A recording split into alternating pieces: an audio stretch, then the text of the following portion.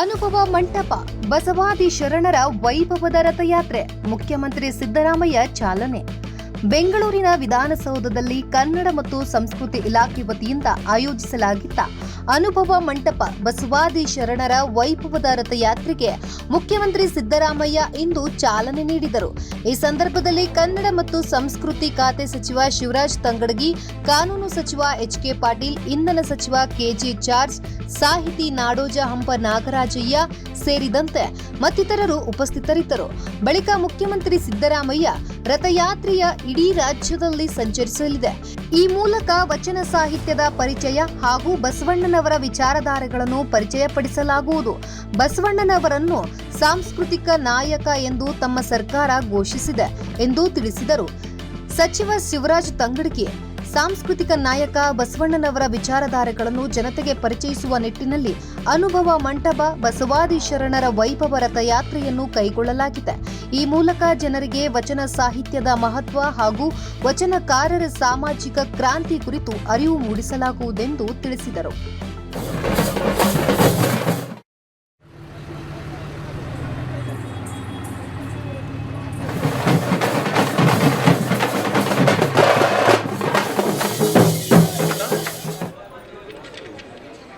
ಅನುಭವ ಮಂಟಪ ಬಸವಾದಿ ಶರಣರ ಕೈ ಜೋಡಿಸುತ್ತಿದ್ದಾರೆ. ಅನುಭವ ಮಂಟಪ ಪುಷ್ಪಾರ್ಚನೆ ಮಾಡುವ ಮೂಲಕ 2 ದಿನಗಳು ಇದೇ ರಾಜ್ಯದಲ್ಲೆಲ್ಲ ಬಸವರಥ ಅನುಭವ ಮಂಟಪ ಅದು ಎಲ್ಲ ಕಡೆ ಪ್ರಯಾಣ ಮಾಡ್ತದೆ. ವಚನಗಳ ಸಾಹಿತ್ಯ ಇದೆಯಲ್ಲ, ವಚನ ಸಾಹಿತ್ಯದ ಪರಿಚಯ ಆಗ್ತದೆ ಎಲ್ಲ ಕಡೆ.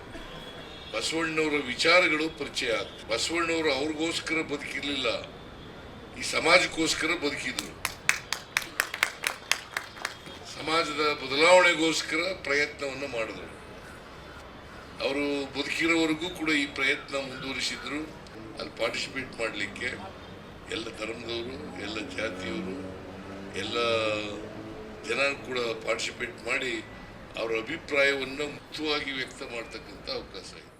ಈ ಕಾರ್ಯಕ್ರಮದ ಪ್ರಯುಕ್ತವಾಗಿ ಇಡೀ ರಾಜ್ಯಾದ್ಯಂತ ಕೆಲವೊಂದಿಷ್ಟು ಜಿಲ್ಲೆಗಳಿಗೆ ಈ ಒಂದು ರಥವನ್ನು ಕಳಿಸೋದ್ರ ಮುಖಾಂತರ ಒಂದು ಬಸವಣ್ಣರ ವಚನದ ಬಗ್ಗೆ, ಬಸವಣ್ಣವರ ಸಾಂಸ್ಕೃತಿಕ ನಾಯಕ ಅನ್ನೋದ್ರ ಬಗ್ಗೆ ಇಡೀ ರಾಜ್ಯಕ್ಕೆ ಪರಿಚಯಿಸುವಂಥ ಕೆಲಸವನ್ನು ಮಾಡಬೇಕನ್ನೋ ದೃಷ್ಟಿಕೋನ ಇಟ್ಕೊಂಡು ಒಂದು ಸಮಿತಿಯನ್ನು ಮಾಡಿದರು.